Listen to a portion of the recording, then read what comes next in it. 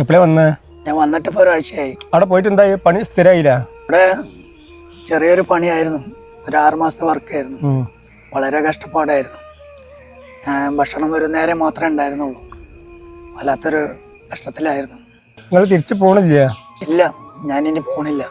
ഇവിടെ ഒരു ജോലിക്ക് വേണ്ടി ഞാൻ ഒരാഴ്ചയായി എല്ലാ കടകളും കയറി ഇറങ്ങുന്നു. ഒരു ജോലിയും നമുക്ക് കിട്ടുന്നില്ല.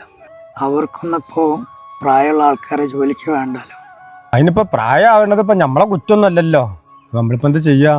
പ്രായമായാലും നമ്മളെ പ്രതീക്ഷിച്ചുകൊണ്ടിരിക്കുന്ന ഒരു കുടുംബം ഉണ്ടല്ലോ, അവരൊക്കെ തീറ്റിപ്പോറ്റണ്ടേ? അതൊക്കെ ശരിയാണ്. ഇന്നത്തെ കാലത്ത് പട്ടിണി കെടുക്കാനും വേണം 500 റുപ്യ. നിങ്ങൾ എനിക്ക് പറ്റുന്ന എന്തെങ്കിലും ഒരു പണി നോക്കൂ. ഈ തടി കൊണ്ട് പറ്റുന്ന പണി എന്ത് വേണമെങ്കിലും ഞാൻ ചെയ്തോളാം. അങ്ങനത്തെ ഒരു അവസ്ഥയിലാണ് ഞാനിപ്പോൾ.